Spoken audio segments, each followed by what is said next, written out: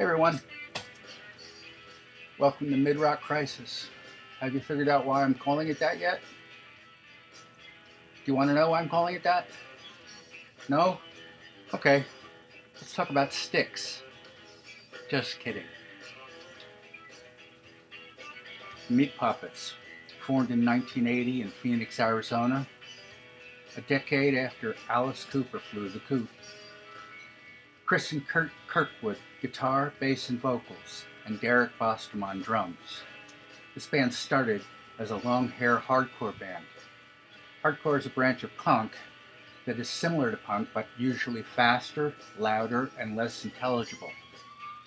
The term hardcore was coined by Joey Shithead of Vancouver band DOA. The genre spread like a fungus as bands sprung up like mushrooms all over the States. Many of these bands considered a lack of talent was a plus. The Meat Puppets were not untalented, but to be noticed, they had to play down any musical versatility in favor of the white noise that was in vogue. When they had a following, they would evolve into creators of post-psychedelic compositions formerly known as cowpunk.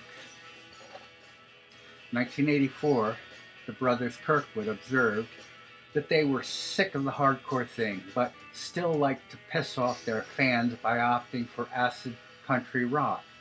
Some original fans complained that they now sounded like the Byrds.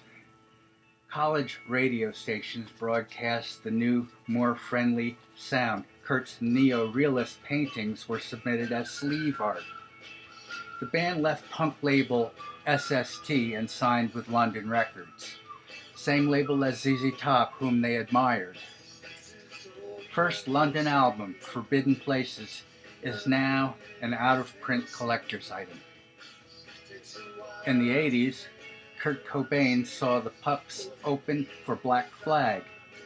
He invited them to join him on his Nirvana Unplugged project for MTV.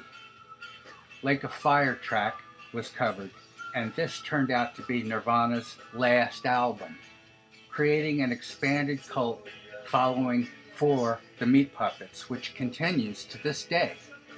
Meanwhile, cocaine kept Chris crisp. The Pups toured with Stone Temple Pilots, and by the end of that tour, Chris was addicted to heroin and coke, Keith Richards' former cocktail of choice. Chris was involved at an incident in downtown Phoenix at the post office. After a tussle, Chris was shot by the security officer. After surgery, Chris was given 3 years at Arizona State Prison.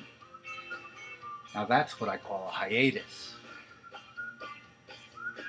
2006, Meat Puppets reform with new drummer Ted Marcus. Band signed with Megaforce. Since 1980, the band has released 15 studio albums. In 82, Meat Puppets. This may not be music quite yet, but sure, more than 3 chords, and the bass is more than pa. The vocals were ridiculous. There is no hint of what was yet to come. In 84, Meat 2.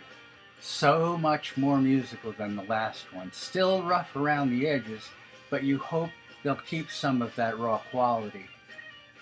The vocals are fine. The lyrics are fun. It Came From Here is there, and Lost on the Freeway incorporates more than a tinge of post-punk politics. 85, Up on the Sun. The meat is fully cooked. My favorite track is Swimmin' Hole. Everything just floating around. Could have been a Van Morrison lyric. In 3 short years, this band had become a force unto themselves. Thoughtful lyrics, intricate instrumentals, no shreds. Sure, the brothers fight, but what band with brothers doesn't? Maybe the Cowsills, the Real Partridge Family? In 87, the album Mirage. Whoever made up the calendar is wrong. It's New Year's Day all year long.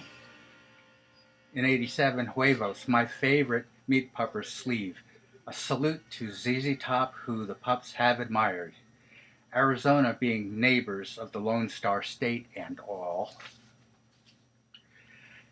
In 1989, Monsters. Heavy Metal. The Many-Eyed Fellow has a salmon worm halo. Sleeve art portrait. In '91, Forbidden Places. Key changes all over the place. Sam Spade's 6'8", but very fast, like Elvis Costello's Watching the Detectives meets Breaking Bad. In '94, Too High to Die. Title meant to parody the Ramones' Too Tough to Die from 1984. Backwater is Pup's most successful single. We Don't Exist also stands out. 1995, No Joke. Last album with Chris until 2007.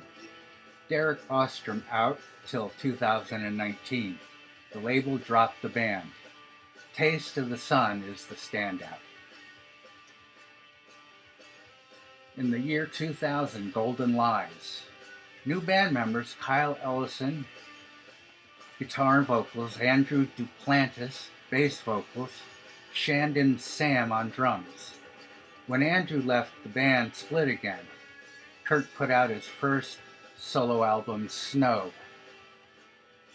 In '07, Rise to Your Knees, Ted Marcus on drums. Chris is back after detox and a prison term, and then detox from prison.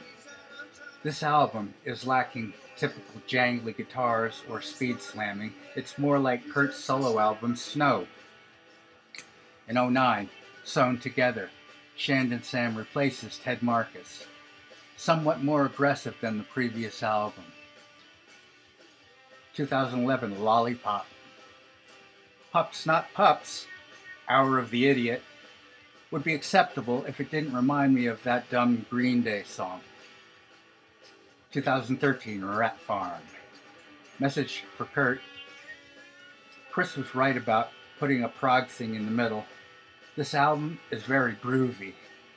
A colorful, no frills of twangy alt-rock and informal punk with hints of Americana, country, folk, and prog.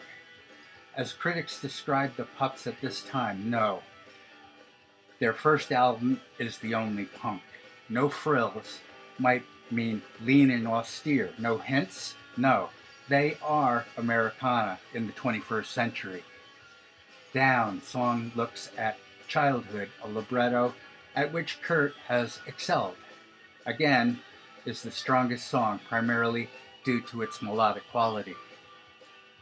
2019, Dusty Notes. A gentle piano rock with more exotic melodies. Original drummer Derek Ostrom is back. Rob Stabinsky's on keyboards. The Great Awakening definitely marks an artistic maturity of their music that had otherwise eluded them. These puppets could appear in a Jim Henson dreamscape. The cover of Sea of Heartbreak has no place on this immensely satisfying, if not astonishing collection of songs. I hope there will be a follow-up. No idea if Chris is using now. I know of no addict who has cleaned up to the point of being cured. It's ridiculously hard to stay on the smart side, and ridiculously easy to jump back into the lake of fire. Experimenting is not worth the risk, no matter what. I send Chris good vibes, and I hope you can do that too. A band like the Ramones were perfect from the start. They were the kind of band you hoped would never change. Other bands, like the Meat Puppets, you like to watch them evolve. And that's okay too. The band's sound changes for many different reasons. Change of personnel, change of management, change of the times, drugs and booze, or both. Sometimes just because they can. If you find a band that works for you, no matter what kind of music, enjoy them when you can. Chances are they will not be like they are for long. You'd think what anybody tells you. Consistency would be a key to success in the music business. But it is a strange business. There is no one formula for success, no one mat to frame it. Thanks for listening. See you next time.